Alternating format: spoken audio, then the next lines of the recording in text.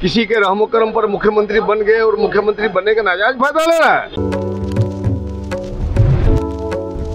आरक्षण का मुद्दा, वक्फ बोर्ड बिल का मुद्दा और भ्रष्टाचार का मुद्दा, इन तीन मुद्दों को लेकर आज विपक्ष जो है लगातार विधानसभा में जमकर जो सत्ता पक्ष है उन पर हमला कर रही थी, सरकार को घेरती भी नजर आ रही थी। जी हाँ, भ्रष्टाचार का मुद्दा, वक्फ बोर्ड बिल का मुद्दा और आरक्षण का मुद्दा, ये तीन मुद्दों को लेकर जिस तरीके से आज विपक्ष ने सरकार को विधानसभा के बाहर हाथों में तिरंगा लेकर और तख्तियां लेकर जिस तरीके से आज उन्होंने सरकार को घेरा है और जमकर नारेबाजी की है, आप इस तस्वीर में देख सकते हैं कि कैसे विपक्ष के जितने भी विधायक हैं वो सब हाथों में तख्तियां लेकर आज जमकर जो सत्ता पक्ष है सरकार को घेर रही हैं और नारे लगा रही हैं जमकर कि किस तरीके से आरक्षण का मुद्दा, भ्रष्टाचार का मुद्दा और वक्फ बोर्ड बिल का मुद्दा जो अभी जिस तरीके से चल रहा है, सड़क से लेकर सदन तक इस मुद्दे को लेकर हंगामा मचा हुआ है।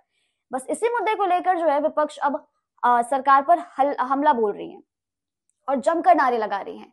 इसी पर माले विधायक महबूब आलम का भी बयान आया है। सबसे पहले हम उनके बयानों को आपको सुनाते हैं। बिना इनके मंत्रियों की संलिप्तता के साथ के भ्रष्टाचार हो नहीं सकता है। अभी जलवायु परिवर्तन के कारण से जो हाहाकार मचा हुआ है, बिजली की कमी है, इन समस्याओं को दूर करना चाहिए और नहीं तो इस सरकार को इस्तीफा देना चाहिए। हमारी ये मांग है।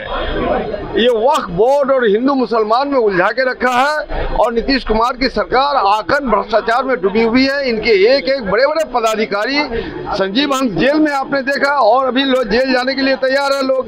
तो ऐसी हालत में इस सरकार को बने रहने का कोई औचित्य नहीं है। नीतीश कुमार को जवाब देना होगा। मांझी कह रहे जो भी इस बिल का विरोध कर रहे हैं वो कठमुल्ले। कौन बोल रहा है कठमुल्ले? अरे जीतन राम मांझी को खुद का हालत क्या नीतीश कुमार जी ने वो अपना हिसाब किताब करे ना।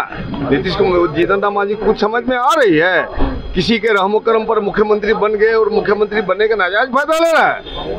क्या औकात है? क्या पढ़ाई लिखाई इन लोगों की? बात करता है सब। ये सांप्रदायिकता के आकंठ में डूबा हुआ है। नरेंद्र मोदी फांसीवादी ताकत है और फांसीवादी ताकत को हिंदुस्तान बर्दाश्त नहीं करेगी।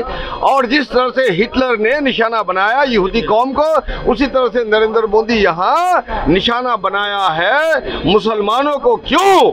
इसलिए कि इनका सरकार भ्रष्टाचार में डूबी है। इनके बड़े बड़े अधिकारी आज जेल में है। नीतीश कुमार को जवाब देना होगा। मंत्रिमंडल की संलिप्तता के बगैर ऐसा जो है भ्रष्टाचार हो नहीं सकता। तो आपने सुना किस तरीके से माले विधायक महबूब आलम ने साफ तौर पर जो सत्ता पक्ष है सरकार को घेरा है, उन पर निशाना साधा है, जमकर कटाक्ष किया है। वो कह रहे हैं कि जिस तरीके से अभी संजीव हंस जो एक अधिकारी थे, उन्हें भ्रष्टाचार के मामले में जो है सलाखों के पीछे भेज दिया गया, लेकिन अभी भी बिहार में कई ऐसे भ्रष्टाचारी अधिकारी हैं जिन्हें सलाखों के पीछे जाना बाकी है, लेकिन सरकार जो है उन्हें संरक्षण दे रही है। उसी के बाद अगर हम देखें, इसमें सीधे तौर पर उन्होंने वक्फ बोर्ड बिल पर भी जमकर बोला है। उन्होंने कहा है कि इस बिल को जिस तरीके से केंद्र सरकार में संशोधन मिला है, इस बिल को केंद्र सरकार को जल्द से जल्द वापस ले लेना चाहिए। और इसी के साथ उन्होंने जीतन राम मांझी पर भी जमकर कटाक्ष किया है। उन्होंने निशाना साधा है। उन्होंने कहा है कि ये तो किसी के कृपा पर मुख्यमंत्री बने और अब केंद्र में भी मंत्री बने हैं। तो इसको लेकर उन्होंने जीतन राम मांझी के पढ़ाई पर भी, उनकी शिक्षा पर भी जो है सवाल खड़ा कर दिया। उन्होंने कहा कि वो कितने पढ़े लिखे हैं। साफ तौर पर वो जीतन राम मांझी को घेरते हुए नजर आए, अपने लपेटे में उन्होंने ले लिया। कहा कि उनकी शिक्षा पर वो सवाल उठाते नजर आए और इस तरीके से उन्होंने तीन मुद्दों पर भी बात की और कई सारे ऐसे बयानबाजी उन्होंने आज सरकार पर की।